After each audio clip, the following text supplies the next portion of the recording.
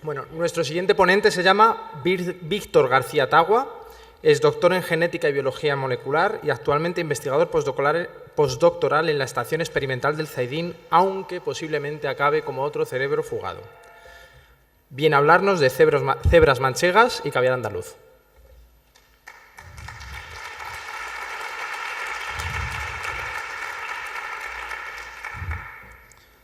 Hola, buenas tardes. Bueno, yo en la sesión en la que me colocaron, pues estaba un poco perdido sobre qué hablar. Entonces decidí mezclar mi origen manchego con mi etapa actual en Andalucía, que lleva para casi 15 años. Entonces, pues se me ocurrió hablar de biodiversidad, pero la biodiversidad que hemos perdido. Porque suena un poco raro eso de pues cebras manchegas, que tendrán que ver las cebras con Castilla-La Mancha, y caviar en Andalucía pues suena bastante exótico también. Entonces, bueno, para hablar un poco de cebras, pues introducir un poco que las cebras son distintas especies, no solo es una única especie, sino que son varias de equinos con rayas, muy parecidos a otros parientes suyos, como son los caballos, los burros, que hay especies africanas y otras asiáticas. Y bueno, ¿para qué les puede servir un poco estas rayas? Pues bien, hubo un estudio en el que se quería ver esa correlación entre las rayas que tienen, por ejemplo, en las patas, con el hábitat en el que vivía, y vieron que hay una relación entre la distribución de estas especies de cebras, de burros y caballos con la de los tábanos y la mosca tsetse, que son parásitos que les atacan normalmente. Y la conclusión a la que llegaron es que las especies que tienen rayas en las patas son las que coexisten en las zonas donde hay tábanos, y las que tienen rayas en el vientre son las que coexisten en las zonas donde vive la mosca tsetse. Entonces, bien, bueno, también estas especies, como bien sabemos, pues tienen capacidad de cruzarse entre ellas y producir descendencia. Todos conocemos los mulos, que son la descendencia de un caballo y un burro. Pues bien, todas estas especies, a pesar de tener distinto número de cromosomas, son capaces de reproducirse entre ellas, pero esa descendencia no es fértil no es capaz de reproducirse. Aunque Darwin citó un caso en el que había un triple híbrido en el que un burro y una yegua tuvieron descendencia, que fue capaz de aparearse con una cebra y producir un triple híbrido. Pero no se ha vuelto a ver ninguno nunca más. Si bien, según el macho o la hembra, quien sea, produce distintos tipos de híbridos, como podemos ver aquí. Si el macho es un caballo y se reproduce con una burra, da un burdégano, o con una cebra, un cebroide. Si el burro es el macho, se reproduce con una yegua, da un mulo o una mula, o un mulasno o un cebrasno si es con una cebra. Incluso, y luego, si la cebra se reproduce con una burra o con una yegua, pues también tenemos distintas combinaciones. Y como podéis ver, son muy distintos entre ellos. Parece montaje, ¿no? De que te han puesto rayas a una cebra, pero no, realmente existe. E incluso está este curioso caso, que el caballo con las manchas, y las manchas tiene el pelaje de una cebra. Pues bien, ¿las cebras son negras con rayas blancas o blancas con rayas negras? Que eso es algo que mucha gente se ha preguntado. Pues bien, según los estudios que se han hecho embriológicos y genéticos, las cebras realmente son negras con rayas blancas. Tienen un pelaje negro liso, y luego los genes del color oscuro se van silenciando en algunas partes y se van produciendo las rayas características. Aquí podemos ver unos mutantes en esos genes del pelaje, donde vemos pues este tiene un aspecto un poco de leopardo y este pues las rayas no son completas. Incluso hay una cebra con una mutación que se llama amelanosis, que es parecida al albinismo, en el que la cebra tiene ese pelaje oscuro, pero tiene un color dorado, y se le llama la cebra dorada.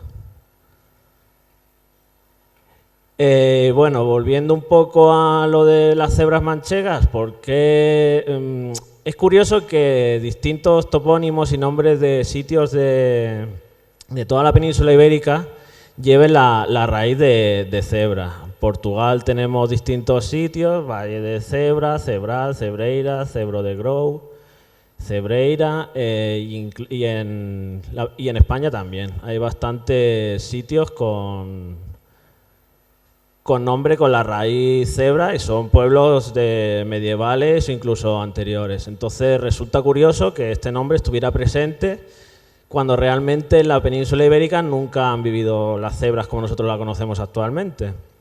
Incluso el escudo de un pueblo de Ávila tiene la representación de esta cebra.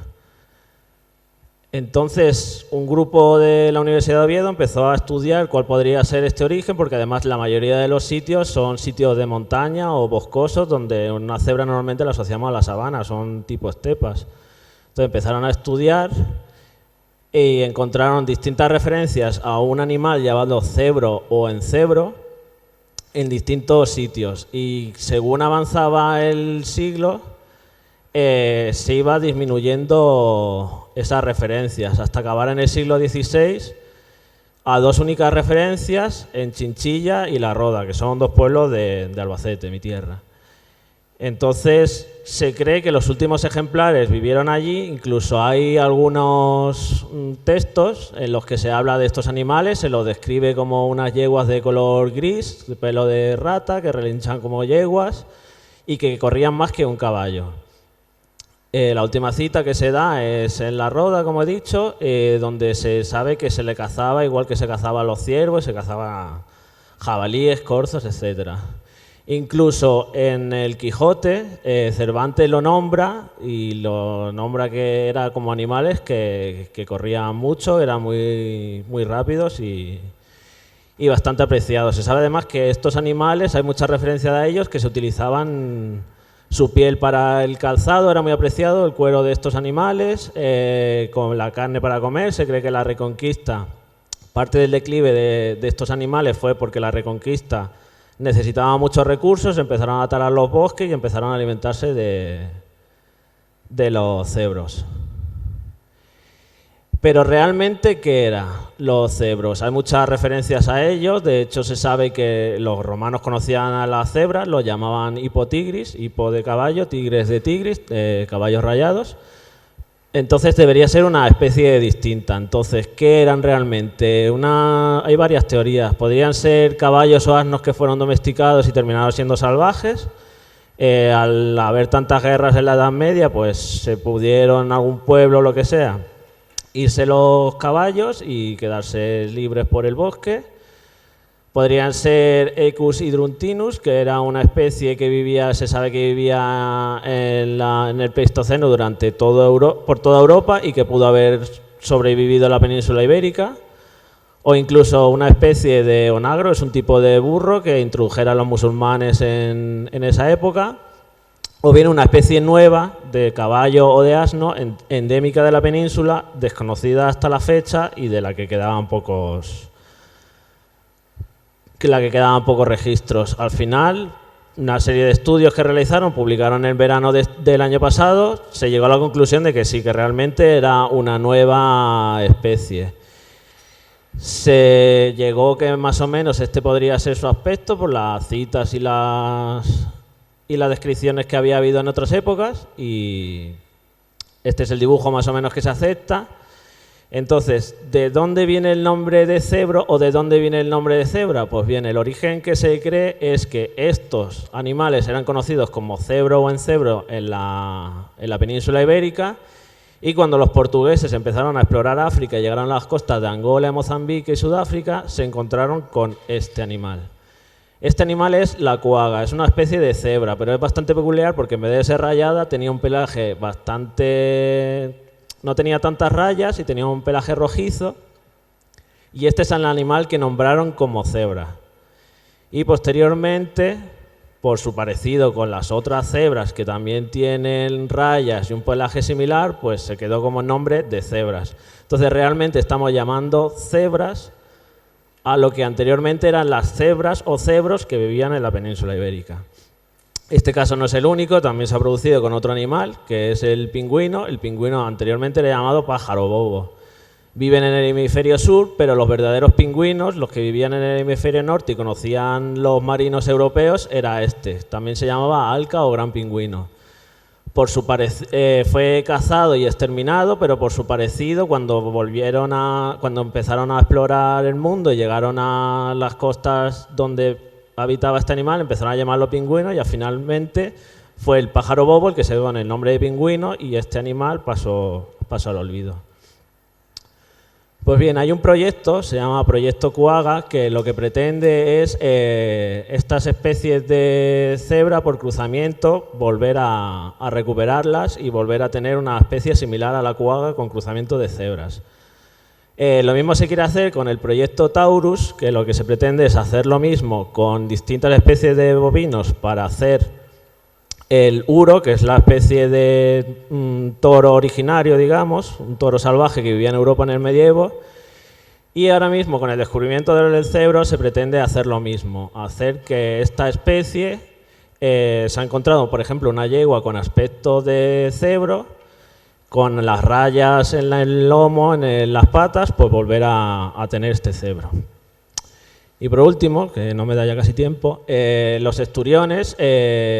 ¿Por qué lo de caviar en el Guadalquivir? Pues bien, porque el esturión parece que es algo más propio de Rusia y de Irán, pues no, era un animal que hasta el siglo pasado vivía en todos los grandes ríos de la península. De hecho, incluso en el Quijote se le nombra y se habla de sus huevas. Vivía en el Guadalquivir hasta que en 1930 se construyó la presa de Alcalá del Río, que era una presa muy moderna y que les impedía remontar el río.